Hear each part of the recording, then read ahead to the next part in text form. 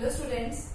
So in this class we are going to start a new chapter, that is from physics, and our new chapter is motion in one dimension. So what does it mean? It means that motion is restricted to one direction. Now let us discuss some of the terms related to this term motion. Now the first term related to your motion is your physical quantities. Now what do you understand from this term physical quantities? So we can say the quantities which we can measure are known as physical quantities. Okay. Now further, this physical quantity is again classified into two categories. First one is your scalar quantities and second is your vector quantities.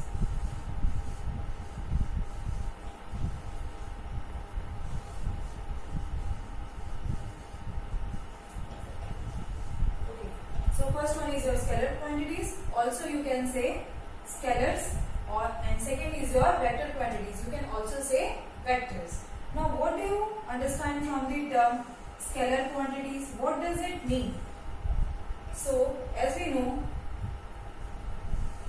these are also the categories of your physical quantities. So we can say that these are the physical quantities which are expressed only by their magnitude. Okay, that means expressed only by their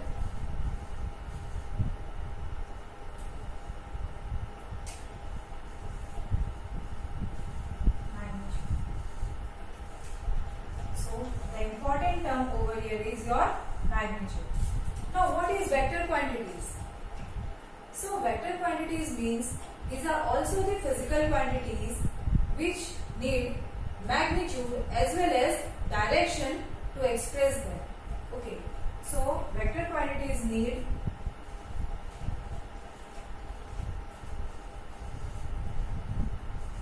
magnitude as well as direction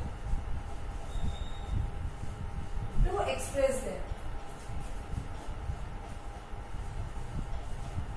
So over here, the two important terms are your magnitude and second is your direction.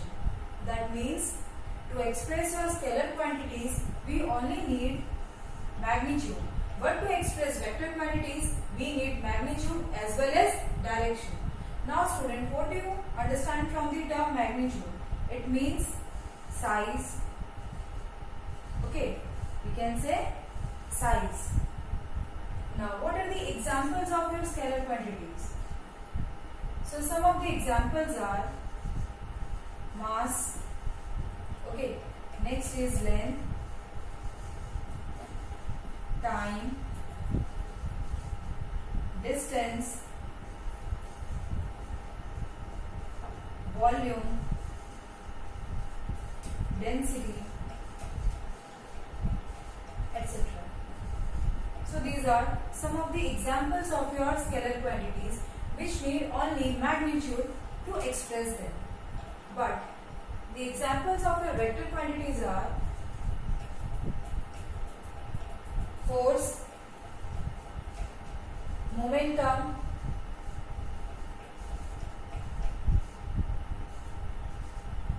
okay, next is your displacement,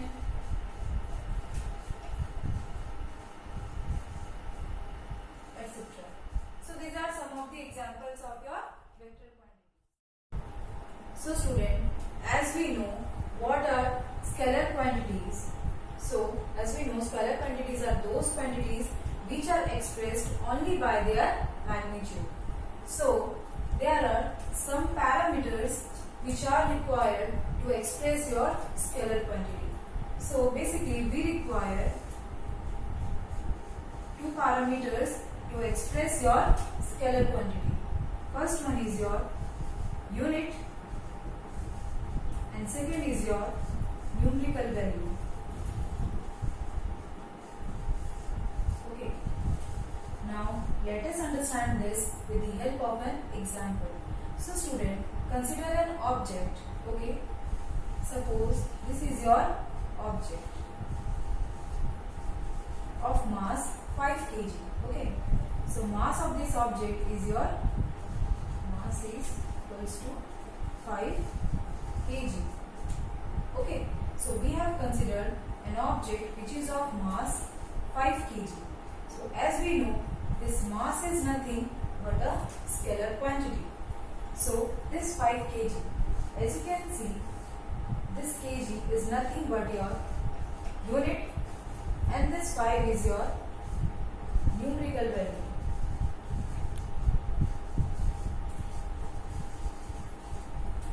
So now we can say the two parameters which are required to express your scalar quantities are unit and numerical value.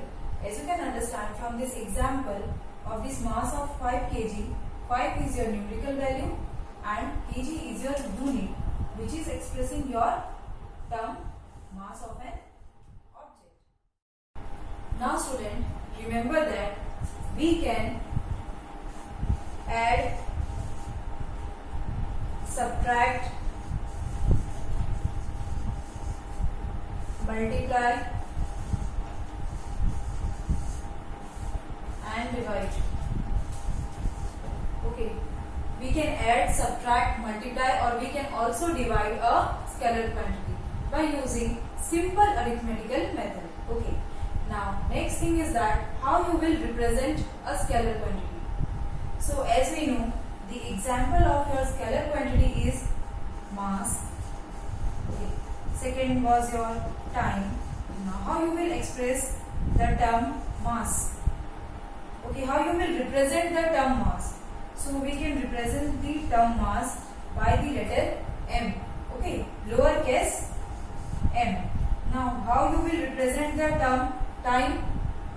You will represent the term time by using the letter t. That means lowercase t. Okay, so by using this you can represent your scalar quantities. First was that you can express your scalar quantity by using two parameters, that was your unit and numerical value. And second thing, how you will represent the physical quantity.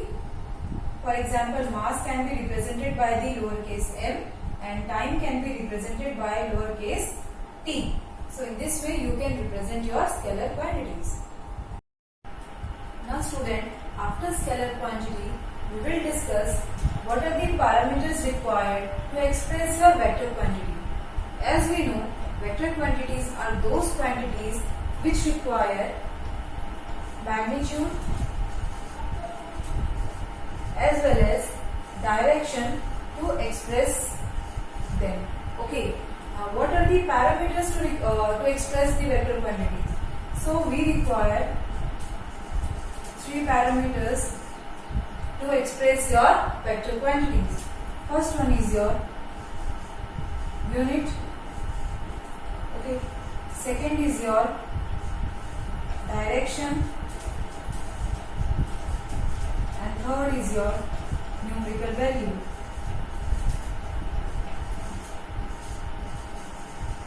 Now let us understand this with the help of an example. So consider this surface. Okay. And now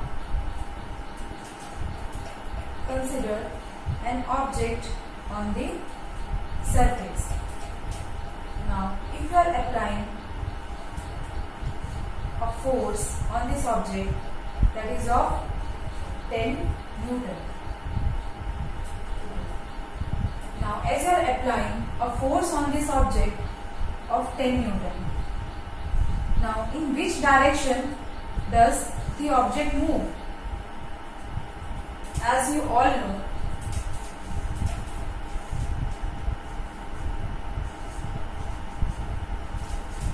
okay, so this is about the direction. Now in which direction you can say? As you can see, the force is applying in this direction. Now what you will say?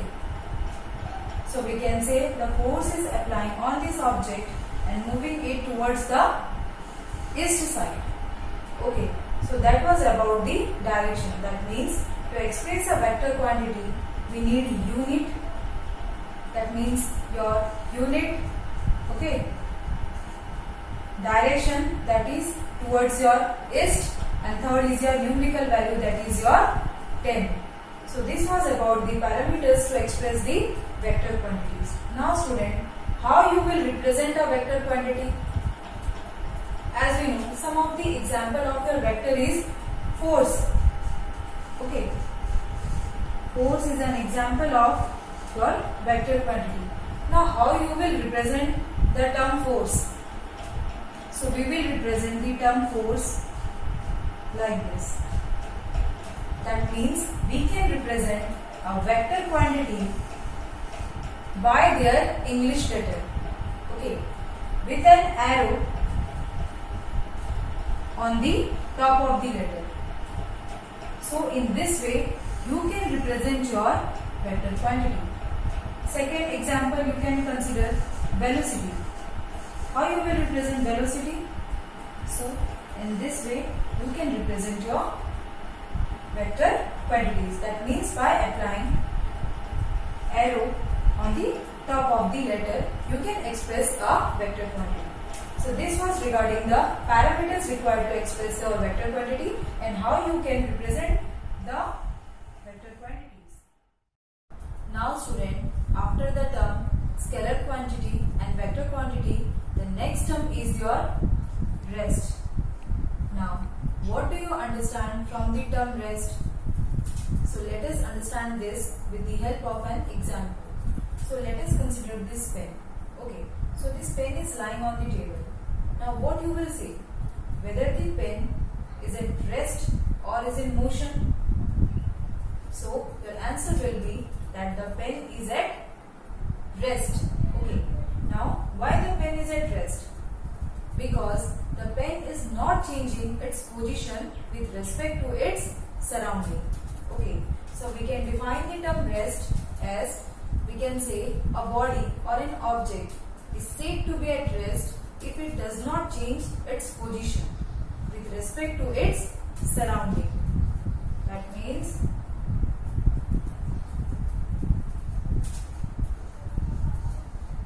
does not change its position with respect to its surrounding.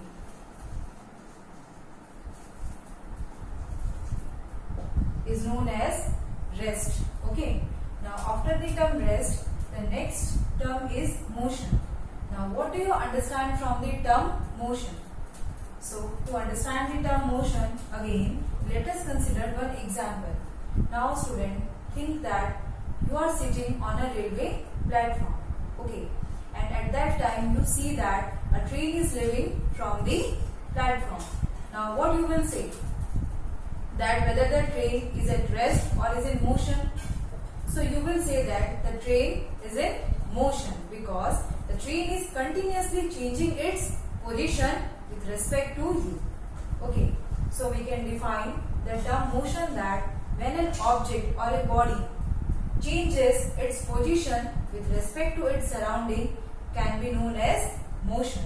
Okay, so we can say changes its position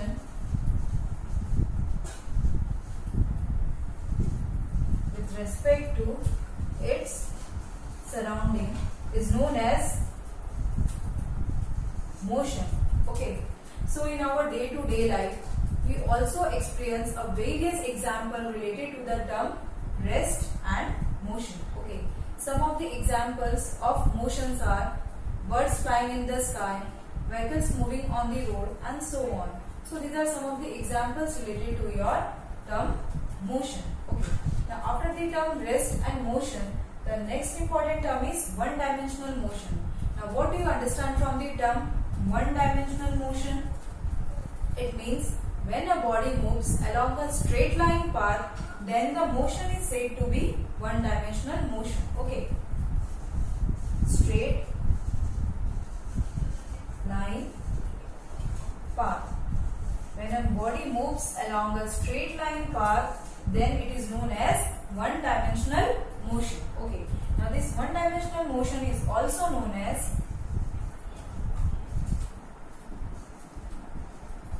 rectilinear motion.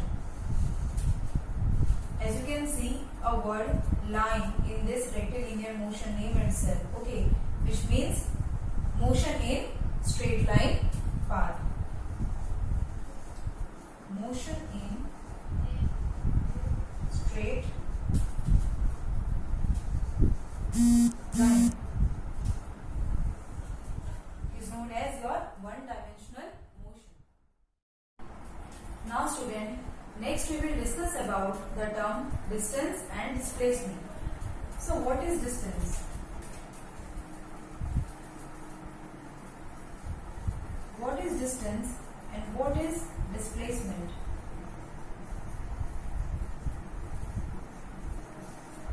So for distance we can say that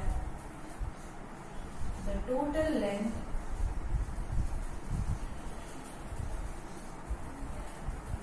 of path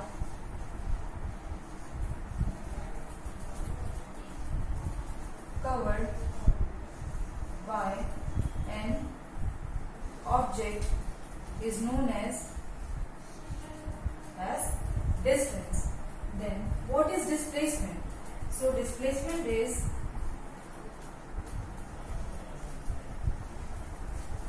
the shortest distance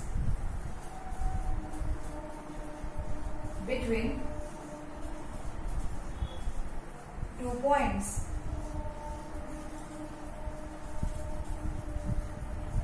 Or you can also say the shortest distance from the initial position to the final position is the magnitude of the displacement, and its direction is from initial position to the final position.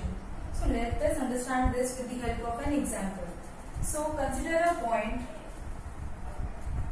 A and second point to be B. Now if you are moving directly from point A to point B, then this is your displacement.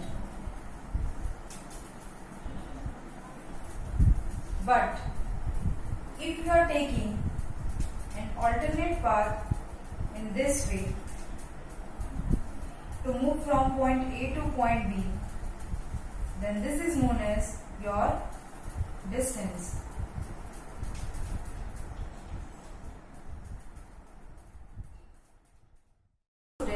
Let us consider one more example to understand what is distance and what is displacement. Okay. So consider 2 points. This to be town A and this point to be town B. Now you have to move from town A to town B, that is straight up to the north.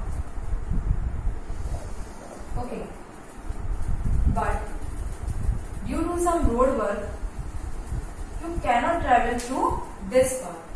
So in this case you have to take a detour to move from town A to town B. Okay, now in this case, so it will come something like this. Now when the construction work is over, what will be the distance from town A to town B? Will be something like this. Okay, now the distance from town A to town B is 20 kilometers. But due to some construction work, you have to travel through a different path. So you have covered 50 kilometers now.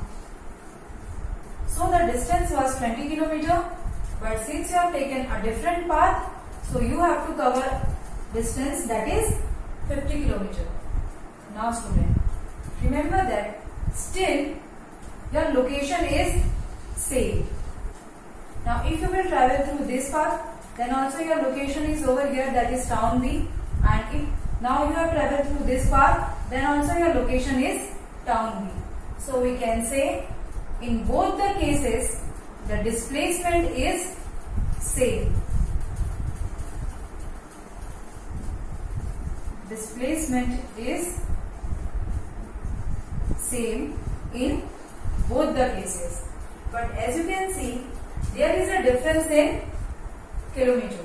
So we can say the time taken for detour is much more than the time taken for straight across.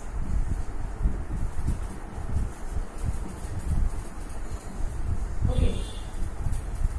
Now we came to know that displacement in both the cases is same, but the time taken to cover from town A to town B, when you have taken the detour, that was much more than the time taken for straight across. Now student, can you say what is displacement is a scalar quantity or vector quantity? So what is displacement? Scalar or vector? So how we will come to know that whether a displacement is a scalar or vector quantity? So as you know, when we were moving from town A to town B, what was the distance? That was 20 kilometer north. Okay, so as you can see, this specify your distance and this specify your direction. So we can say this is a vector quantity. Since we know the quantity which expresses both explains both the distance, the direction comes under your vector quantity. Now what about the distance? Now whether the distance is a scalar quantity or a vector quantity? What about the distance? Whether it is a scalar or whether it is a vector? Suppose this is a point. Now you will say that your friend is moving from this point. Your friend is moving 20 kilometers. Now where your friend will land up? In this direction, or in this direction, or in a circular path? We don't know. That means the direction is not specific. So we can say distance is a scalar quantity, because direction is not specifying in which direction the person is moving or your friend is moving. Okay, so we can say displacement is a vector quantity, whereas distance is a scalar quantity, and the SI unit of distance and displacement is meter.